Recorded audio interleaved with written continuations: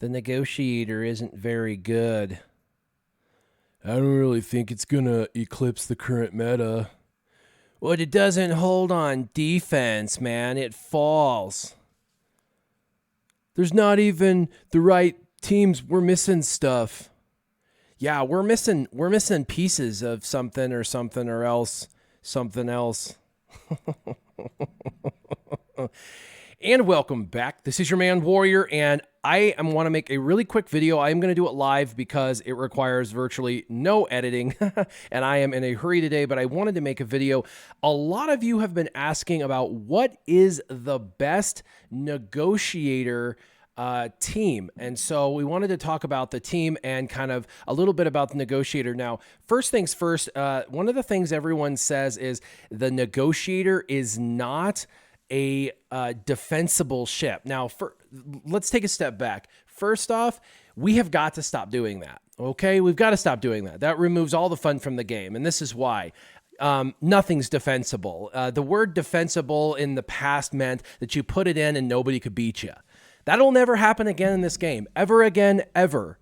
Forget about it, okay? That's not going to be the case ever again. It's just not the way it is. Relics have totally broken the game in that sense, and now it'll be what someone develops as what they'll be able to beat you with.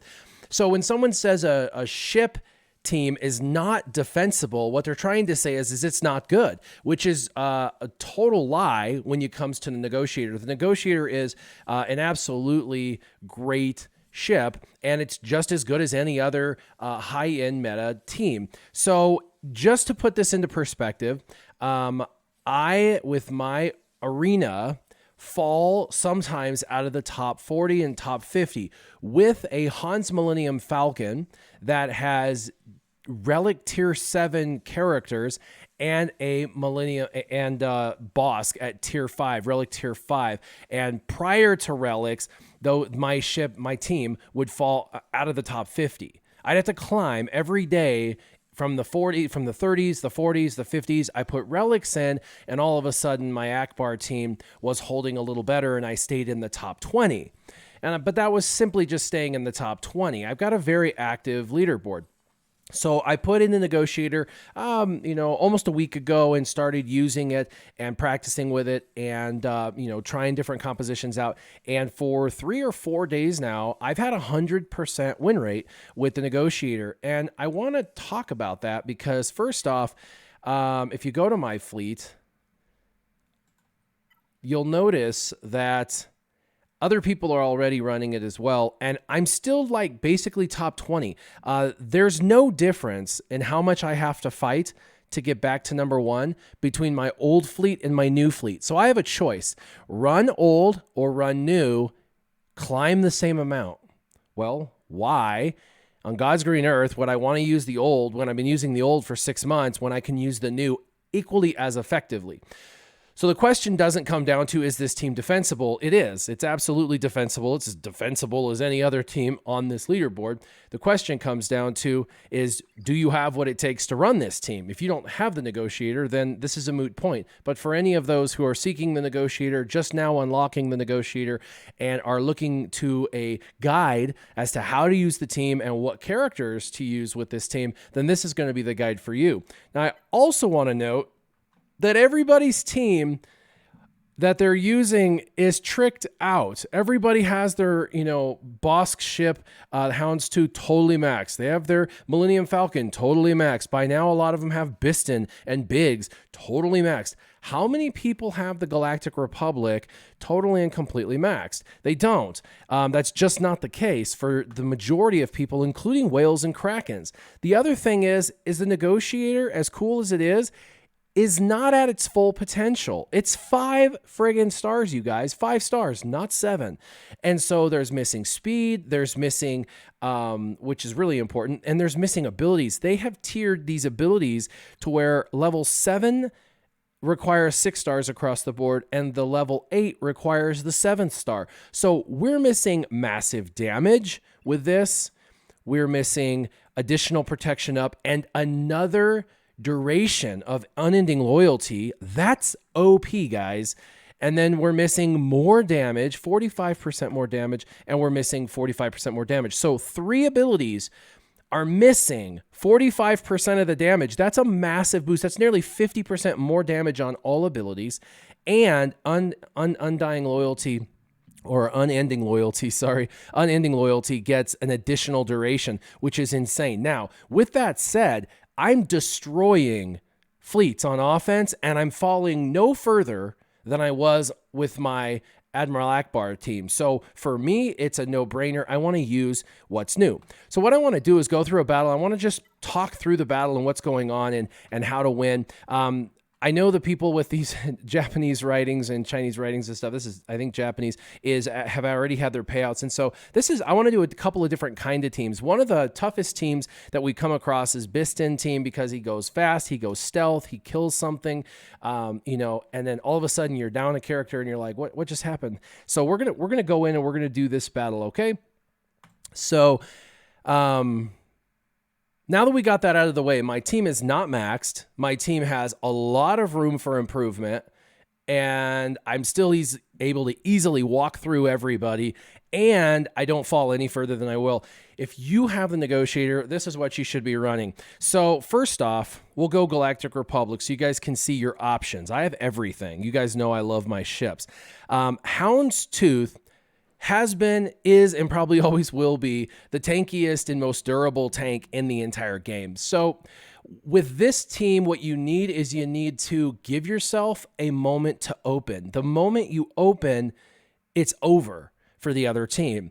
And so the Houndstooth gives you that moment to open. If you place anything else in this front, like the clone ship or anything like that, you do get that skosh more synergy. However, you lose a ship, where with Houndstooth, you can stick it out, not lose a ship, and then you win. Now, everything else is Galactic Republic. Absolutely every other ship is Galactic Republic. And everyone who's smart is using Houndstooth. So there's no problem with using Houndstooth. Now, I've seen some other YouTubers doing videos on the Negotiator, and it hurts my soul when I watch them play, because not only are they strategically not using certain abilities correctly, but the lineup is really terrible. So I'm going to explain the lineup and why I pull them the way I pull them, okay? Now, your reinforcements don't really matter, and this is why. You have a tank, a reinforcement, and an attacker in reinforcements. And so the game is going to say, do we need another tank? Have I lost out on my tank? Do I need to bring a tank in? Have I lost an attacker? Do I need to bring another attacker in? Or does he need support because his tanks and attackers are fine? It has a priority listing, so it doesn't matter how you place your 3 reinforcements in. Now, Houndstooth is in the front, and then we're using Umbaran Starfighter in the ETA-2. Now, the reason for Houndstooth is apparent. I've already explained that. That is the ability to totally and completely give yourself that edge moment to get to the next tier, to then open up and totally destroy your team that you're going against.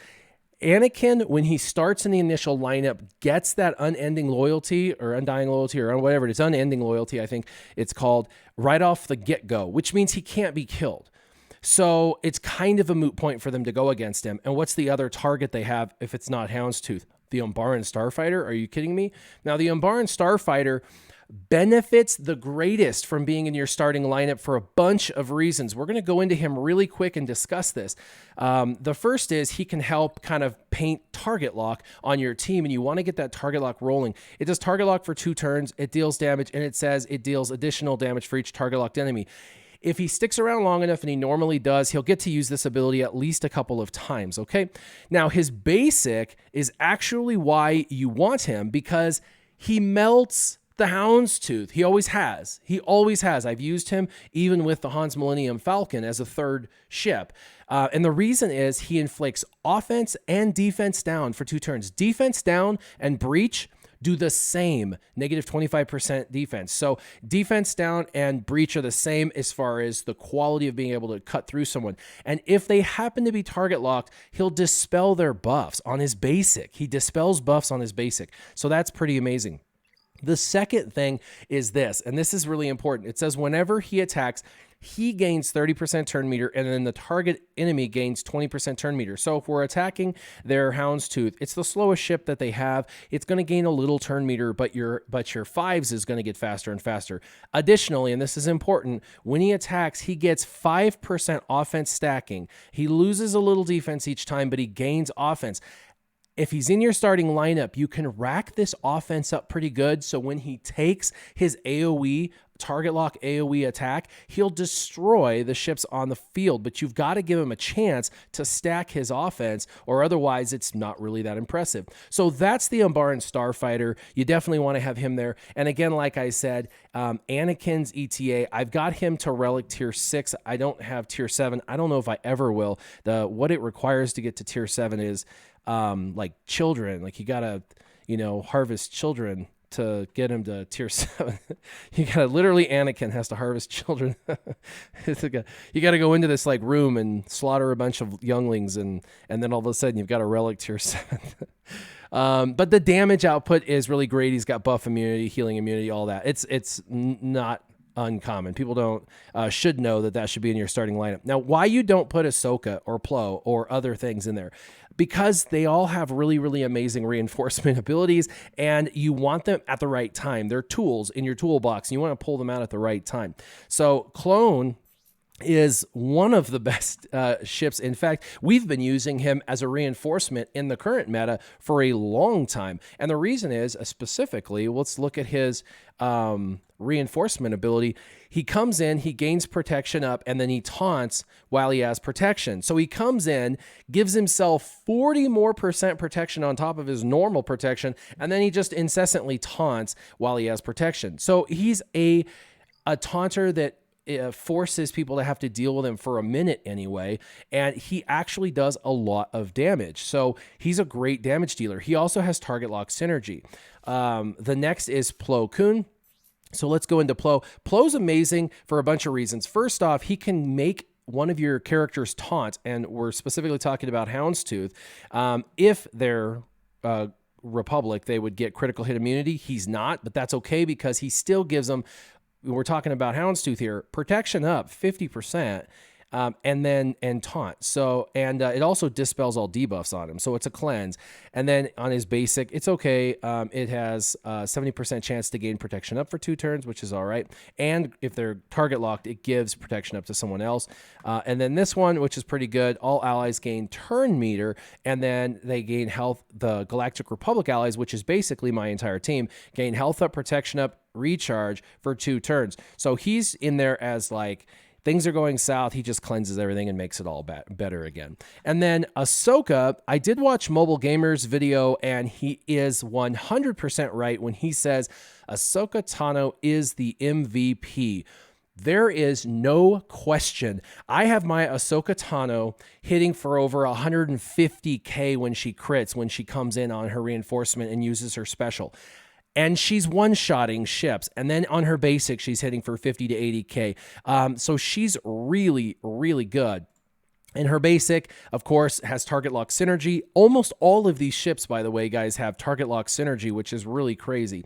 And then, of course, she's got this where she's able to dispel. Now, her reinforcement, she dispels, and then she can use this to dispel, which means she's kind of like Cassian's U-Wing a little bit. And then whenever it says this ability cooldowns reset, and her Starfighter gains 50% turn meter whenever an enemy reinforces. So what I like to do is I like to use her as my first reinforcement, and then I like to use Plo. And I literally never need more than 2 reinforcements. So this is the deal.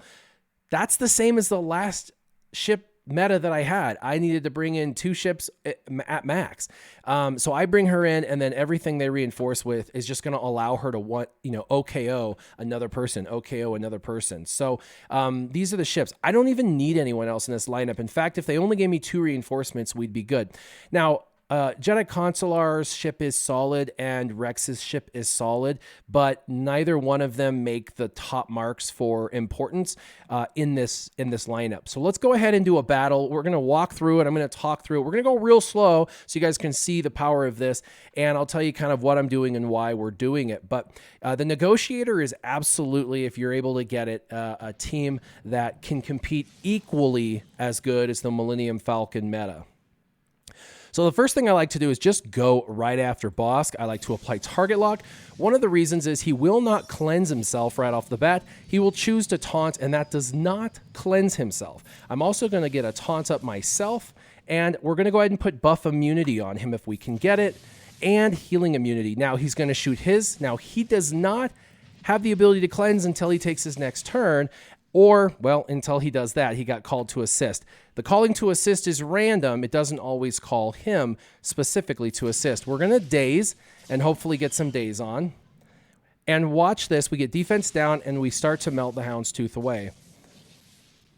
We're going to do a basic. We're going to basic. And you can see he's melting pretty good already. And for this, what I'm going to do is I'm going to bring in, because my ships look good, Ahsoka. And I told you I like to bring her in as the first person. And he dispels the protection up. And to kill him, I'm actually going to use her special, even though I don't want to. But when they bring their reinforcement in, it's going to reset this cooldown anyway, so you get a free special attack. 124,000. Goodbye. See you later. That was fun. And when they bring their reinforcement in, she gets reset. So now she's here and able to do this. What's cool is he's not going to die. You don't have to worry about him dying because he has that unending loyalty, right? He gets that automatically. So he got it dispelled from Han's Millennium Falcon. Now we're going to do this, and we're going to put it on Ahsoka. And we're going to go ahead and do target lock again.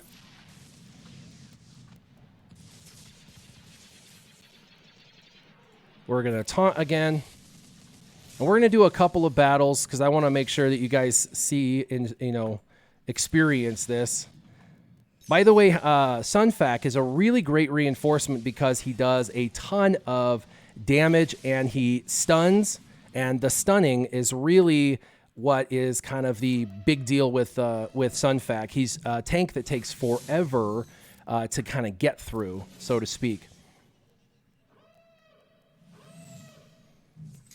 And I find this actually quite hilarious because I've gone 3 days now and I've never lost in 3 days on my climbs. And here we are struggling on offense. But that's the way it works, you guys. All right. We got days up. We're going to cleanse. We're going to go after this ship.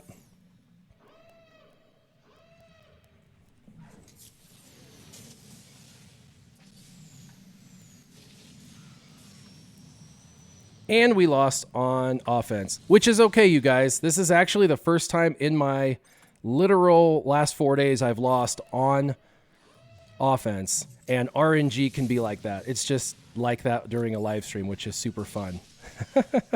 We're gonna play at least, I think, 3 battles so you guys can see, because normally this is a very, very, very, very overpowering 5-0 battle. All right, let's do the same team over again. And side note, Sunfac is a really, really great reinforcement for you guys. Let's go ahead and try that over again. Wah, wah, wah. Where'd the team go? There he is. Whoops.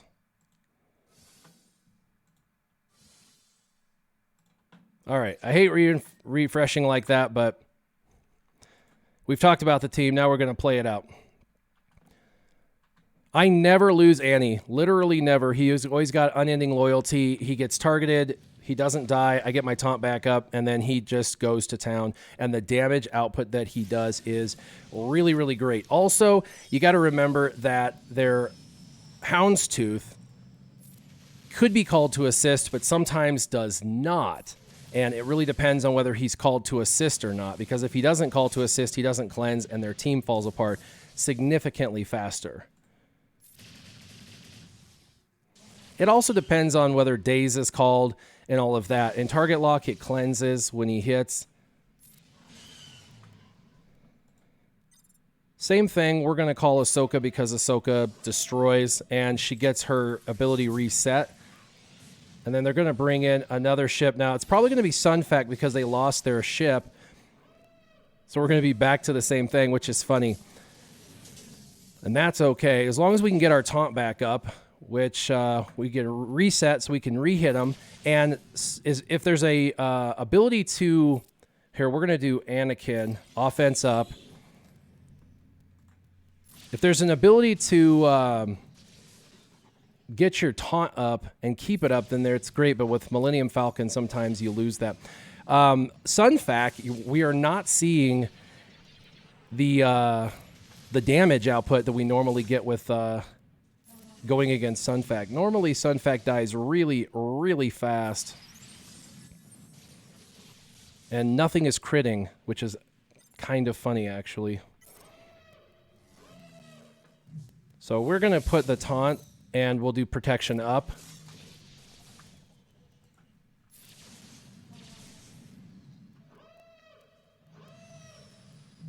So if you're out there and you're running your Millennium Falcon and you're getting your butt handed to you, this is the easiest way to protect your Millennium Falcon team. We're going to cleanse. And we're going to go ahead and do the dazes. The other thing is the daze going to land? Because sometimes the daze lands, sometimes the daze doesn't land. So RNG's in here a little bit, but the fact that I even lost the first time kind of surprises me because I have gone, like I said, this is my 4th day now running this, and I have yet to lose on offense until a live stream. I find that kind of funny, but that's all right. Now, she is a damage dealer, amazing damage dealer. We'll put taunt and protection up.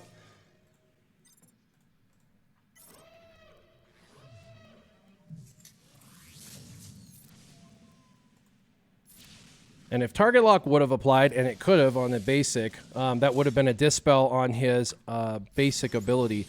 That's the other thing. Oh yeah, he gets to go twice. Yay, outmaneuver. Too bad. And I want to do another battle as well after this one, because this one's in the bag.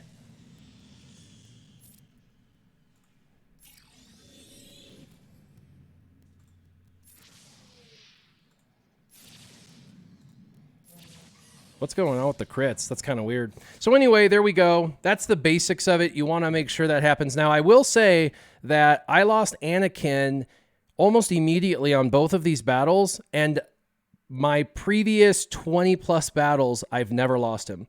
They always target him, and I never lose him. So there obviously has to be a little bit of RNG into that. Obviously, Millennium Falcon can dispel on his basic and can get rid of that. But the fact that I've been running it for as long as I have and have not had the dispel issue is kind of interesting.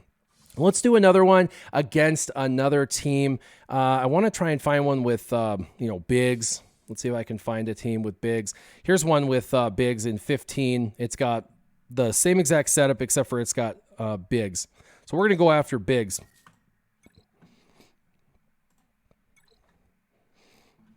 Now, the same thing, I go after the Millennium, or I go after their Houndstooth because I like to just get rid of the Houndstooth and make it go away. The other thing is he's that disruptive taunt. So if you go after Biggs first, you might have issues. So I just like to get target lock applied. We'll try and get the healing immunity on. Let's hope he doesn't get called to assist. Let's get our taunt up.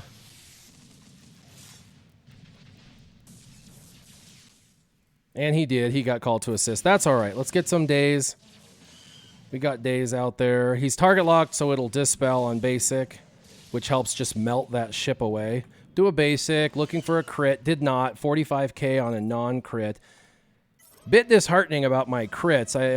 Watching my crits earlier just melt ships away, and then seeing these ships take non-crits is a bit disheartening. But that's okay, because RNG can happen, right?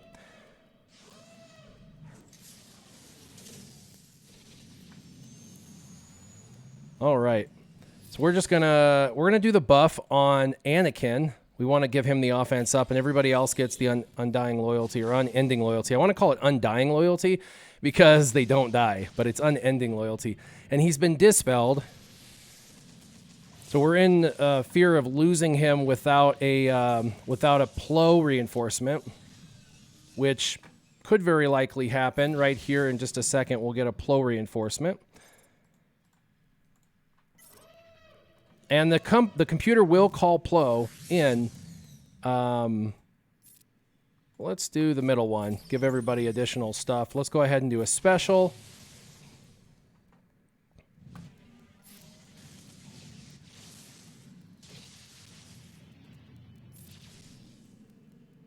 And we'll just do a basic. And let's put some protection up. Basic. And a little more days.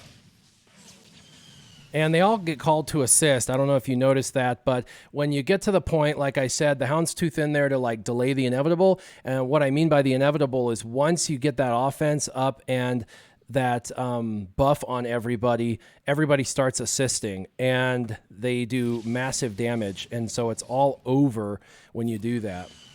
Gets really bad for the opponents when that happens.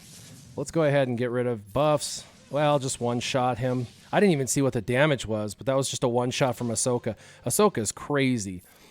And you can see I haven't lost a single ship. We played this nice and slow. And now we're 67% win ratio. Yeah, that's my luck, you guys. That's my luck to walk into a live stream to showcase something that I've done very successfully over the last week, and then have my very first battle live streaming be a loss. That's okay though. I'm fine with it. I don't want to bump anybody necessarily else. I don't know. I have to go through this stuff. We've done 3. We had a 67% win ratio. What you can see is that, one, they do target Annie, but I can tell you that I normally don't lose Annie almost ever. I keep him in, and when he's in, the whole thing just destroys.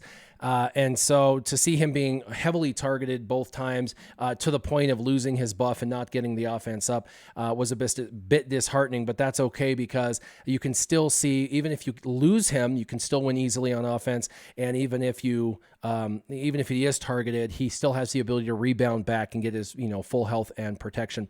The damage output from Anakin is crazy. The damage output from Ahsoka is crazy. And 5s helps you continue to melt away whatever target it is by putting offense down and defense down. There are some small tips you can do that I didn't do, such as using 5s when someone's not taunting to just hit whoever you want to reduce their defense and offense so that they don't do as much damage. But what I try to always do is bring Ahsoka in first because she can finish a ship off easily. As soon as they bring in their reinforcement, you get the opportunity to reset that cooldown and she'll one-shot another ship. And so she's kind of like got too many annihilates once she comes in at a reinforcement. In addition to that, Plo then comes in, and if there is things going south, like you saw on this, Annie almost died a 3rd time, I was able to just revive him and bring him back to perfect health again. Plus, with the unending loyalty, everybody has that second chance. They have to kill them twice over, which is really difficult to do. Now, I am sure that it is easy to beat this team on offense, just as I am sure it is easy to beat their team on offense. So I think you guys have to get past the is it defensible, that mentality, because there's no such thing anymore. I haven't seen true defensibility in at least a year. The set meta is one of those things where people do it because it makes it the easiest to win. This is definitely giving you another option. You now have the opportunity now to play whichever team you wish to have, and this team only has but up to go. The competitors' teams are maxed. So I can get my capital ship to 7 stars and faster. I can get my other ships, the Galactic Republic, that I don't have all of my energy and effort into, leveled up and faster and more powerful and healthier. I have only up to go with this. So if you're thinking about the Negotiator, unlocking the Negotiator, or want to know, run the team I just showcased. You're going to have success with it at least 67% of the time, but more than that, like I said, I've ran it undefeated for the last 4 days, which is why I chose to go ahead and make a video about it, because I've had extreme success in this, and I'm not dropping any further than I drop whenever I did my other team. As always, I'm glad you guys came on board. If you're using the Negotiator or planning to use the Negotiator, what tweaks to the team are you doing, or are you running the exact same lineup? Let me know in the comments down below. And as always, keep your gaming on, Warrior.